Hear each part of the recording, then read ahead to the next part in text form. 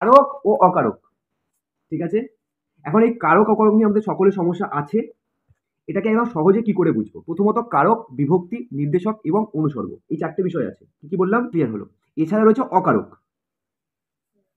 কারক বোঝার আগে আমাদেরকে বুঝতে হবে যে বাক্য কাকে বলে। কি বুঝতে হবে? বাক্য কাকে বলে? দুটো বা তার বেশি শব্দ বা পদ, কি বললাম, একত্রিতভাবে মিলিত হয়ে যখন বক্তার মনের ভাব প্রকাশ করে তখন আমরা বাক্য বলি তাকে। এতটুকু ক্লিয়ার? এবার এই বাক্যের মধ্যে নিশ্চয়ই ক্রিয়া থাকে, যেটাকে আমরা ভার্ব বলি, বিশেষ্য থাকে যেটাকে আমরা নাউন বলি, আর সর্বনাম থাকে মানে প্রোনাউন বলি। ক্লিয়ার এতটুকু?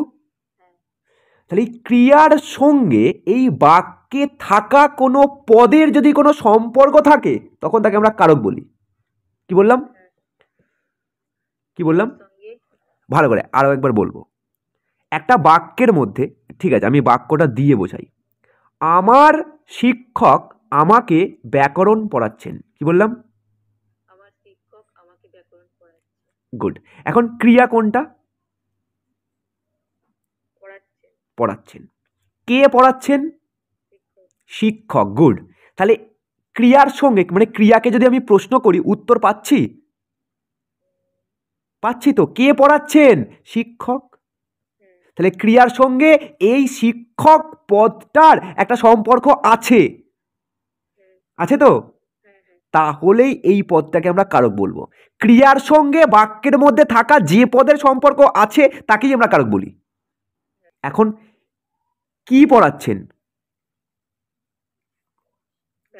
ব্যাকরণ। গুড। তাহলে এখন ব্যাকরণ পড়াচ্ছে, তাহলে এই ব্যাকরণটা কি হবে? কারক। কাকে পড়াচ্ছে? কাকে পড়াচ্ছেন? মানে আমাকে। আমি এখানে তো আমি আমাকে লিখেছিলাম। কাকে পড়াচ্ছেন? আমাকে। তাহলে আমাকে, শিক্ষক এবং ব্যাকরণ, এই সবগুলো উত্তর আসছে। ক্রিয়াকে যদি আমরা প্রশ্ন করি যেগুলো উত্তর পাবো সেগুলো সব কারক, আর যেগুলো আমরা ক্রিয়াকে প্রশ্ন করে উত্তর পাবো না সেগুলো হচ্ছে অকারক। যেমন আমার শিক্ষক, শিক্ষক পড়াচ্ছেন এটা ঠিক আছে, কিন্তু আমার পড়াচ্ছেন আবার কি হয়? হয় কিছু? তাহলে আমারটা কিন্তু আর কারক হলো না, এটা কি হয়ে গেল? অকারক। একটা লাইনে শেষ কারক অকারক। কি বললাম বোঝা গেল? এবার এই অকারকটা আবার দুই প্রকার আছে। একটা হচ্ছে সম্বন্ধ আর একটা হচ্ছে সম্বোধন। কি বললাম? এখন পসেসিভনেস বোঝো? পসেসিভ মানে হচ্ছে কি, কারোর মানে ধরো আমার বই, এর প্রতি আমার একটা টান আছে তো। আমার বই, আমার বাবা, আমার মা, আমার বাড়ি, আমার স্কুল, আমার এটা বা তার এটা, এটা সবার ক্ষেত্রে হয়। এই কোনো কিছুর প্রতি কারো যদি অধিকার থাকে তখন এটাকে আমরা বলি সম্বন্ধ। কি বললাম? এখন নদীর তীর যদি বলি তাহলে এই তীরটা কোনো কারক হতে পারে, কিন্তু নদীরটা কি হবে? কারক নয়। এটা কি হবে? সম্বন্ধ। কারণ তীরের উপর নদীর একটা টান আছে বা সম্পর্ক আছে, তাই এটা সম্বোধন হয়ে গেল। ক্লিয়ার?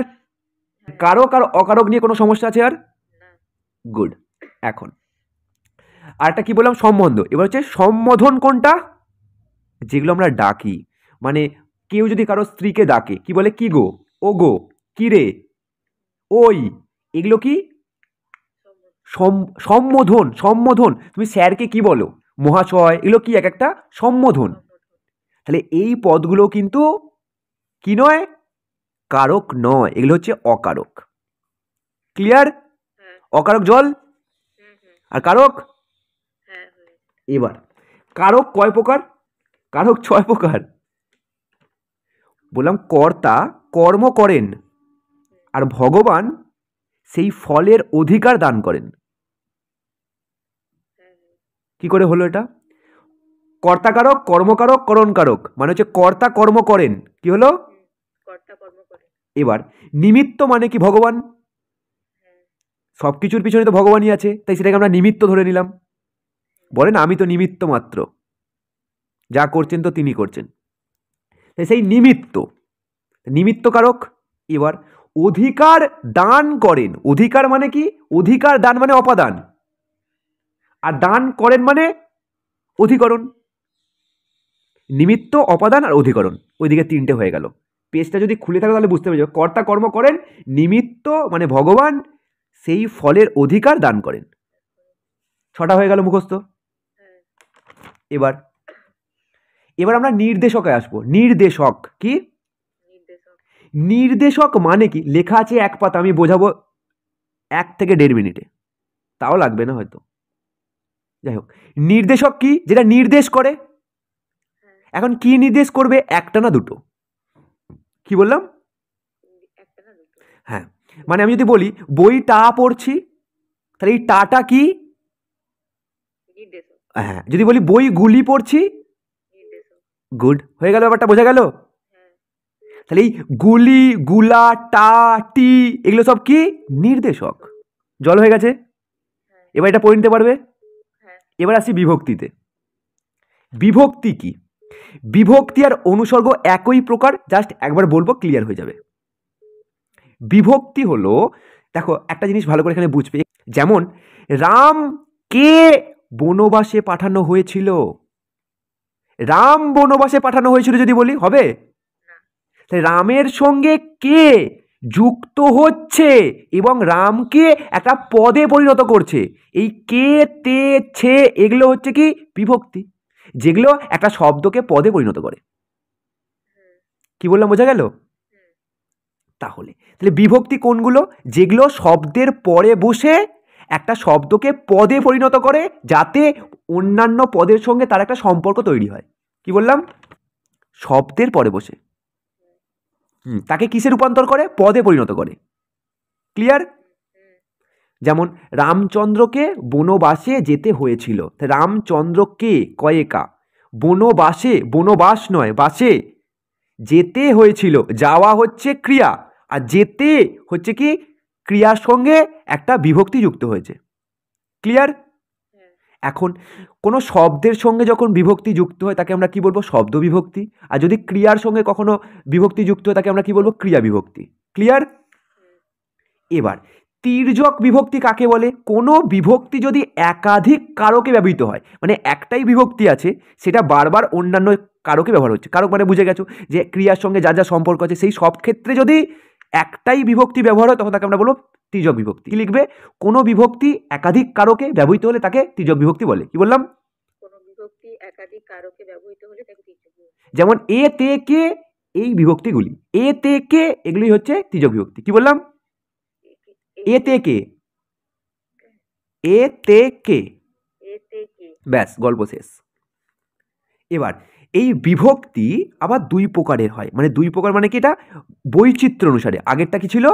বিভক্তি শ্রেণী বিভাগ। এটা হচ্ছে ব্যবহারের বৈচিত্র্য অনুসারে বিভক্তি 2 প্রকার। ক্লিয়ার? একটা হচ্ছে যার কোনো স্বতন্ত্র স্বাধীনতা নেই, সেটা হচ্ছে এই তে, এ বা শূন্য বিভক্তি এইগুলো।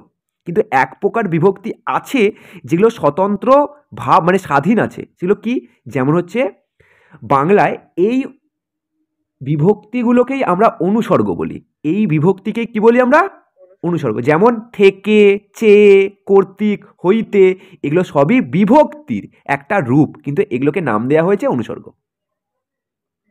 যে পদগুলি স্বাধীনভাবে ব্যবহৃত হয় তাদের বলা হয় বিভক্তির রূপে ব্যবহৃত পদ। এই বিভক্তির রূপে ব্যবহৃত পদগুলোকে আমরা কি বলি? অনুসর্গ। ক্লিয়ার? তাহলে অনুসর্গ কোনগুলো? যেগুলো শব্দের সঙ্গে লেগে থাকবে না, কিন্তু ব্যবহৃত হবে। যেমন কি কি? হইতে, থেকে, চেয়ে, অপেক্ষা এইগুলোকে আমরা কি বলি? অনুসর্গ। ক্লিয়ার? এবার যে নোটসটা পাঠিয়েছিলাম সেই নোটসটা পুরোটা দেখে নেবে, যেখানে আবার অসুবিধা হবে আমাকে বলবে।